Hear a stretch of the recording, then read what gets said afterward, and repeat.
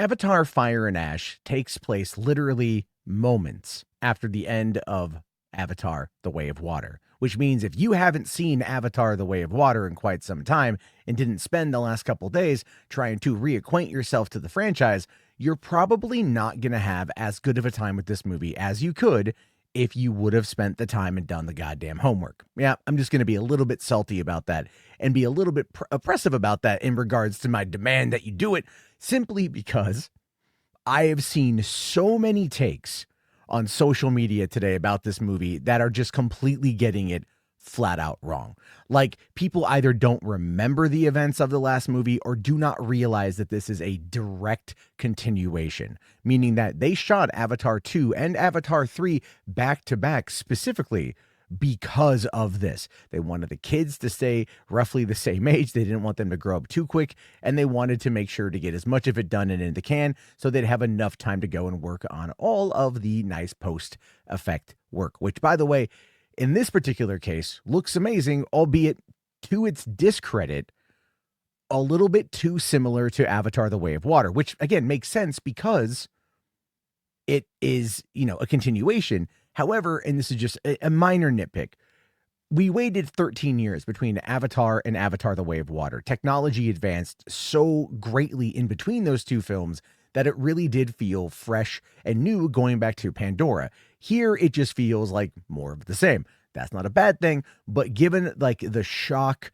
and awe of the visual effects of these movies, this is the one that makes it feel like it's just kind of continuing the status quo, which, not to say that that's bad, but it can definitely probably rock some people the wrong way.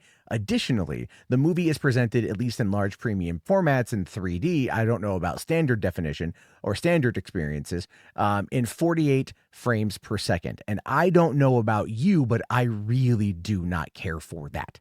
So 3 hours and 18 minutes stuck with that coming into my eyes was definitely something that led me to walk out of that theater and feel exhausted. And I don't think I'm the only one. So if you find yourself coming out of this movie and going like, man, I'm just wrecked in a half, it's probably because of that. You're not used to seeing it when you go see movies. You're not used to seeing that kind of frame rate, especially for that long of a period of time. And that can have a negative impact on you. So when you get this movie inevitably on 4K because you want to add it to your collection, or you watch it on Disney Plus in a substandard streaming 4K version, you might find yourself going like, oh, this is pretty good. This is pretty solid. I kind of like this a little bit better because you are now just processing the movie in the same visual format that you would any other film. And that is going to be a little bit easier on your brain. Additionally, it will grant you extra time to pick up on the little details that you might have missed your first time around. Not because of exhaustion, but because that's how it is for literally any movie. The first time you experience anything, you're only going to see a small percentage of it because your brain is still racing to figure everything out as you are going through. This is absolutely no different. When I was watching Avatar The Way of Water the other night to prepare for this, I picked up on a ton of little things that I had missed my first and second time going through it. And one of the greatest things about it is my daughter watched it with me and we had a lot of fun. And she was very mad at me that I was going to see this one today without taking her to go see it. So I gave her my 3D glasses when I got home from seeing the movie. And that's actually now one of her cherished items. She actually went and found one of my old glass cases and then wanted to make sure that she didn't damage the 3D glasses by putting it in there and keeping it safe. Why am I telling you this? Because this movie is about family, and families who watch this movie together, I think, will experience it in a greater way than those who just simply see it on their own.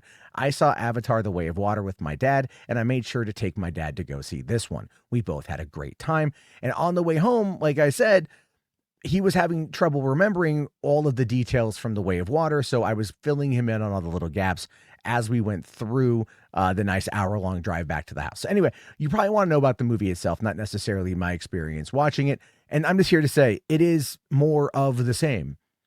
Okay, it's not the same, but it's more of the same. If you enjoyed Avatar The Way of Water, if you liked the characters, if you liked learning more about Spider and his relationship with Quaritch, or perhaps Loak being the disappointment of the family, or anything with Payakin, the Tulakun, the whale, basically, that becomes brothers with Loak. If you want to know more about how Neytiri and Jake Sully are going to deal with the passing of Neteyam, if you want to know how Neytiri internalizes that and it becomes extremely toxic, you're going to want to watch this fucking movie. If you want to see Quaritch literally become almost like the best character in all of the Avatar franchise, you are going to want to go see this movie. Miles Quaritch has become my favorite character, like just hands down my favorite character, because they are teasing his greatness so much. And by that, I mean, like, you love to hate this guy because the RDA, they suck. They suck. You want them dead and buried. And they remind you in this movie why you want them dead and buried and why you are very much rooting for the Na'vi on Pandora to wipe them out. And this is one, though, again, going back to Quaritch, where Quaritch gets a couple different times in this movie where he almost walks the line of redemption, right? He gets so close. And when he gets to those moments, and there's a couple of them, when he gets to those moments, you're like, damn it. God damn it. I like Quaritch. Even my dad said the same thing when we were driving back. I'm like, can you believe what they did with him? And he's like, I know. You kind of start to like the guy, even though he was an awesome villain in the last two movies. And he's an awesome villain here.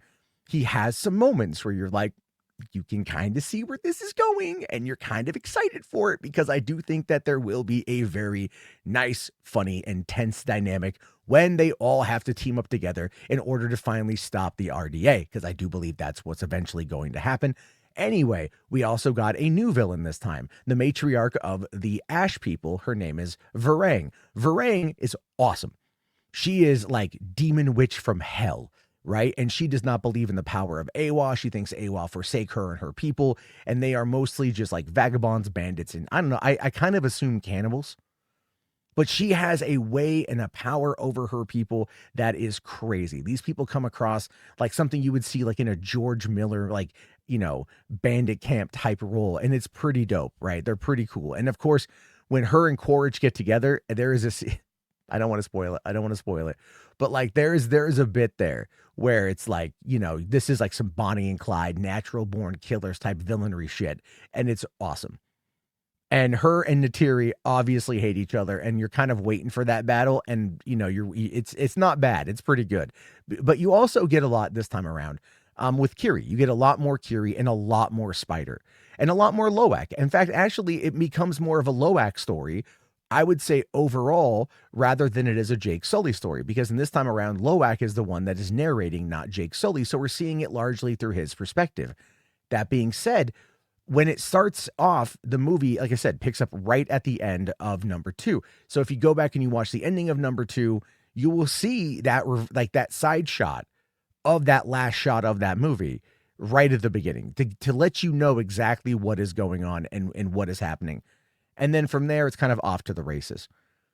The movie is exhilarating beyond belief, gorgeous beyond belief. There was a moment where I got teary-eyed. Like legit. I legit had to wipe tears from my eyes. And it's this moment in the movie where you're kind of like questioning why someone is going to do something rather significant, rather terrible. You understand their reasoning for it. You get why they're going to do it. You understand everything. And then there's this conversation between the two. And there's an understanding from the other person involved about kind of why this has to happen. And then he just asks this question. He just asks this question that like anyone would ask, I think, in that moment, in that circumstance, about like, and I don't want to spoil what it is. I'm getting emotional thinking about it. I don't want to spoil what it is. But you're like, you know, there's no way he would go through with it. Well, I mean, it's kind of like, yeah, like it's crazy. I don't want to spoil it, but it's like this moment that just kind of had me going like, damn. And I got teary eyed, and I'm like, you know, trying to like make sure like no one sees me. I'm just kind of like, you know, lifting up the 3D glasses and just kind of wiping my face a little bit. Cause it's, you know, but it's as a dad, it kind of comes through is I think what part of it is. And that scene was really cool. We had one of my little favorite characters from number 2 makes a comeback. It's a great hero moment. Hopefully we're going to see more of him down the road. We get, like I said, we get a lot of Spider. Spider is awesome. He's full on family. We get a real big evolution of his character. We get, again, a really big evolution of not only Loak, but with Kiri as well. Took gets in on the action. I mean, obviously, like following the events of the first Avatar, if you watch Way of Water, you know why the RDA is now doing what they're doing in regards to the whaling, what they get out of that, this item that is actually far more valuable than the unobtainium from the original film. And so it gives you a bit more of like why the RDA is doing what they're doing and why it's so important to stop Jake Sully. This time around, though, again, because it's so tied into the last movie, if you haven't seen it in a very long period of time, you're going to probably forget a couple things and it's going to feel familiar. And that might make it feel like some of the reviews I've seen, which are saying along the lines of, Avatar Fire and Ash is just the Way of Water. It's like, no, it's part 2 of the Way of Water, you dingus. There's a certain level of media illiteracy in regards to this franchise, I think, that is just like sad, right? It's like people are wanting this movie to fail. They're wanting this franchise to fail, but they've never given it a shot. They've never actually stopped for a moment to think about the themes and the concepts and the ideas, the grander thing that it's trying to say. They just look at the technical marvel of it, and that's what they hide behind rather than using any kind of actual critical thinking skills to process what it is James Cameron is putting on screen. One of my favorite things about Avatar is trying to look through and see what it is that they're trying to say. The nuances, the subtleties, the commentary, it's all there, but it's wrapped in a big blue, beautiful cat person, big old Smurf, I don't know what you want to call it, like blanket. And there's a lot going on in this movie that is continuing on from The Way of Water. I personally am excited to see it again. I can't recommend seeing it in 48 high frames, frames per second. I just can't. I don't even think I could really recommend seeing it in 3D. The technology is way better. I was surprised at how well the 3D glasses had changed in the last couple of years, but it's still not, to me, the draw of the movie. And I think that's what they get you with, right? So the draw is the technicalities, is the technical marvel, right? You go in for that, but then maybe the people who see it, something sticks with them, right? Something sticks with them. Something just kind of like sits there and just kind of, like buries itself in the back of your brain, and you're not sure why you like it or you want to go back for more, not just because of all of the technical marvels, but because of what it's trying to say. And like I've said before, I think a big draw for this particular franchise is the same kind of draw that we have for the Fast and Furious franchise, which is that it's all about family. The stakes were raised in Way of Water. The stakes are once again raised here. We get a nice culmination. And if this is ultimately the last Avatar movie, and I don't believe it will be, it does end in such a way where you feel, okay. But just like I said before about watching it once, there's going to be that little thing in the back of your mind, that little voice that's like, I want more. I want to see where this goes. The story isn't done yet. RDA is still on Pandora. The Earth is still dying. What is going to happen next? And now we have to wait 3 more goddamn years to find out. But in the meantime, I really liked it. There's more I want to say about it, obviously, but I don't want to get into spoilers. I will be doing that on Tuesday, the 22nd. I'll be doing a spoiler stream. So if you haven't seen it now, you can watch it by then, whether if you're going to watch it in theaters or through, alternate means.